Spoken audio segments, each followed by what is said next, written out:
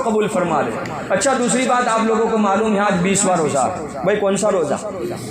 30واں نہیں بھائی، 20واں۔ کون سا بھائی؟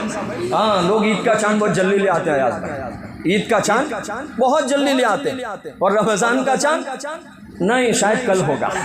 کیا بولتے بھائی؟ شاید کل ہوگا، اور عید کا چاند بہت جلدی لے آتے ہیں۔ خیر آج 20واں روزہ ہے، اور آج ہمارا دوسرا عشرہ ختم ہونے جا رہا ہے، اور آج سے ہمیں معلوم ہے، جیسے میں نے 2 دن پہلے عرض کیا تھا کہ 20ویں روزے کو سورج کے غروب ہونے سے پہلے، اور سورج کے غروب ہونے سے پہلے جب آدمی اللہ کے گھر میں آ جاتا ہے تو اس کا اعتکاف شروع ہو جاتا ہے۔ بھائی کیا شروع ہو جاتا ہے؟ اسی لیے کہتے ہیں کہ آخری 10 دنوں میں رمضان کے ہمارے آقا صلی اللہ تعالیٰ علیہ وسلم کی بہت بڑی سنت اعتکاف کی ہے۔ ہمارے نبی نے فرمایا جو آدمی یہ رمضان المبارک کے آخری عشرے میں اعتکاف کرتا ہے، اللہ اس کو 2 حج اور 2 عمرے کے برابر ثواب عطا فرماتے ہیں۔ بھائی تھوڑا سا آگے آ جاؤ، پھر انشاءاللہ جب ہم سنتیں پڑھیں گے اور جب یہ فرض ہوگی تو انشاءاللہ تھوڑا پیچھے چلے جائیں گے۔ بس 5 منٹ میں اپنی بات انشاءاللہ ختم کر دوں گا۔ میرے اور آپ کے آقا جناب محمد الرسول اللہ صلی اللہ تعالیٰ علیہ وسلم نے ارشاد فرمایا جو آدمی رمضان المبارک کے آخری عشرے کا اعتکاف کرتا ہے، اللہ اس کو 2 حج کے برابر ثواب عطا فرماتے ہیں۔ بھائی کتنا بھائی؟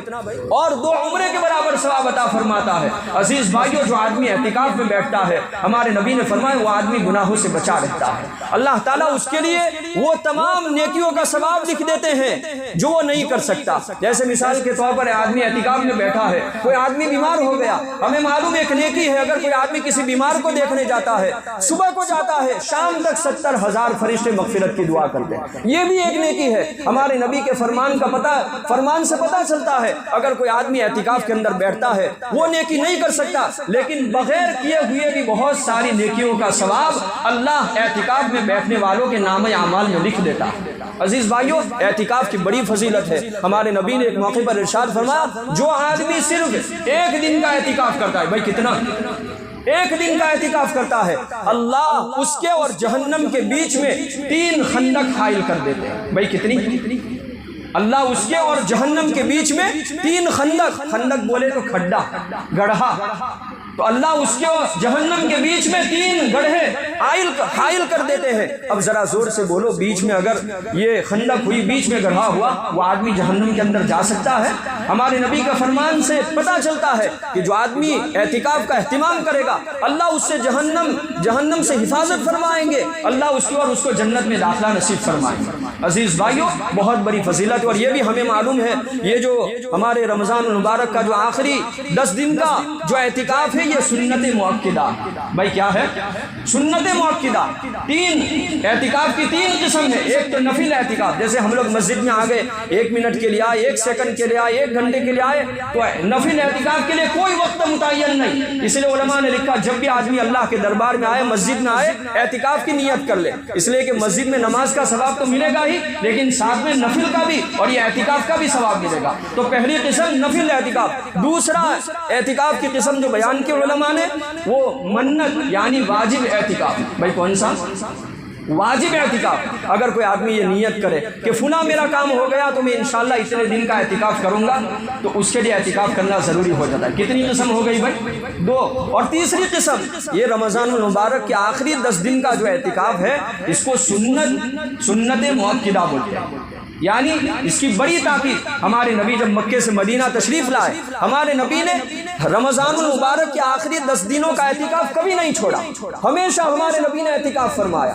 تو یہ علماء نے لکھا یہ رمضان المبارک کے آخری 10 دنوں کا اعتکاف جو ہے وہ سنت ہے، اور سنت علی الکفایہ ہے۔ بھائی کیا ہے؟ ذرا زور سے بولو، اصل مسئلے کی طرف میں آ رہا ہوں۔ سنت علی الکفایہ رمضان المبارک کے آخری 10 دنوں کا اعتکاف۔ کیا مطلب؟ اگر کوئی آدمی پورے محلے میں سے، پوری گلی میں سے اگر کوئی آدمی بھی، ویسے تو سبھی کو مسجد کے اندر اعتکاف کی یہ فکر کرنی چاہیے اور بیٹھنے کا اہتمام کرنا چاہیے، لیکن اگر کوئی ایک آدمی بھی اعتکاف میں بیٹھ گیا تو انشاءاللہ پوری گلی والے کو، پورے محلے والے کو اس کا ثواب مل جائے گا۔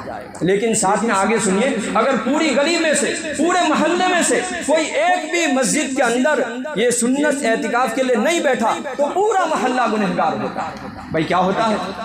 پورا محلہ گنہگار ہوتا ہے۔ اس لیے عارف بھائی کو تیار ہوئے، ماشاءاللہ آپ لوگ سب تیار ہیں، میں امید کرتا ہوں اس گلی میں رہنے والے سب اعتکاف کے لیے تیار ہیں. اگر اتنا بھی نہیں ہو سکے تو کم از کم قریب کے مکان والے تیار ہو جائیں. بھائی سب تیار ہو جائیں گے انشاءاللہ. اس لیے کہ کم از کم ایک کو تو بٹھانا ضروری. اگر ایک بھی نہیں بیٹھے تو پورے محلے والے گنہگار. اس لیے اس کی فکر کریں گے بھائی کون بیٹھیں گے؟ پورے محلے کو گناہ کے اندر مبتلا ہونے سے کون بچائے گا؟ بولو بھائی آپ بیٹھیں گے انشاءاللہ. ماشاءاللہ آپ کا گھر اسی محلے میں ہے تو آپ کا تو محلہ ادھر ہے، ساتھ مسجد ہے.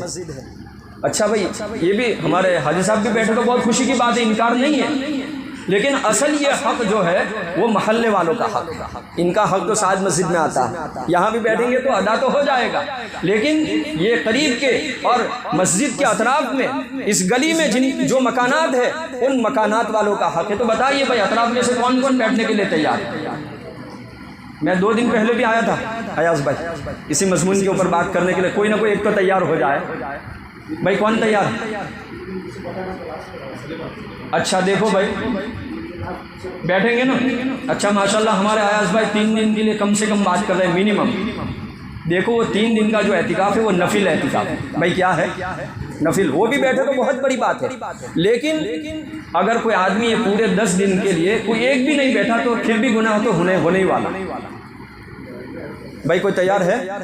چلے انشاءاللہ ہمارے حاجی صاحب آ جائیں گے.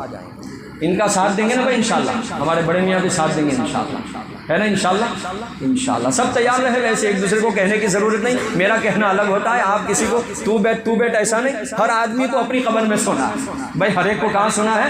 اپنی قبر میں سنا ہے. تو ہم لوگ انشاءاللہ سب بیٹھیں گے. ٹھیک ہے بھائی. اور بھی کچھ مجھے صدقۃ الفطر کے بارے میں بات کرنی ہے انشاءاللہ. آئندہ جمعے بات کریں گے. شاید ہمیں ایک آخری جمعہ ملے گا نا انشاءاللہ بھائی. رمضان المبارک کا ایک آخری جمعہ بھی ملے گا. تو خیر اللہ تعالیٰ سے دعا کرتے ہیں کہ جتنی بات کہی گئی، جتنی بات سنی گئی، اللہ ہمیں اس کے اوپر عمل کی توفیق عطا فرمائے. اور جتنی بات اس وقت کہی گئی ہم سب جیسے زکوٰۃ کے بارے میں جو بات کہی گئی ہم سب اپنی اپنی فکر کر کے علماء سے پوچھ کر مفتیان کرام سے پوچھ کر اگر ہمارے اوپر زکوٰۃ فرض ہو گئی تو ہم انشاءاللہ زکوٰۃ ادا کرنے کی فکر کریں گے نا. اور اعتکاف کی بھی فکر کریں گے. اللہ سب کی عبادتوں کو قبول فرمائے اور اللہ تعالیٰ ابھی جتنے دن باقی ہے اس کی ہمیں قدر کی توفیق عطا فرمائے. آمین. وآخر دعوانا ان الحمد للہ رب العالمین. جن حضرات کی سنتیں باقی ہے وہ سنت پڑھ لو. اور تمام حضرات سے درخواست ہے کہ جمعے کو ذرا جلدی آ جائیں گے تو انشاءاللہ قرآن و حدیث کی 2-4 باتیں کانوں میں جائے گی. بڑا فائدہ ہوگا. سب جلدی آئیں گے بھائی انشاءاللہ. چلو اللہ عمل کی توفیق عطا فرمائے. بچے پیچھے باہر چلے جاؤ بیٹا.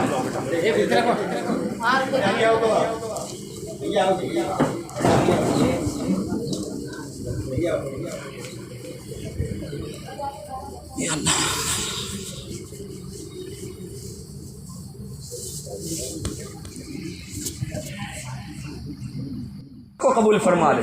اچھا دوسری بات آپ لوگوں کو معلوم ہے آج 20واں روزہ. بھائی کون سا روزہ؟ 30واں نہیں بھائی 20واں. کون سا بھائی؟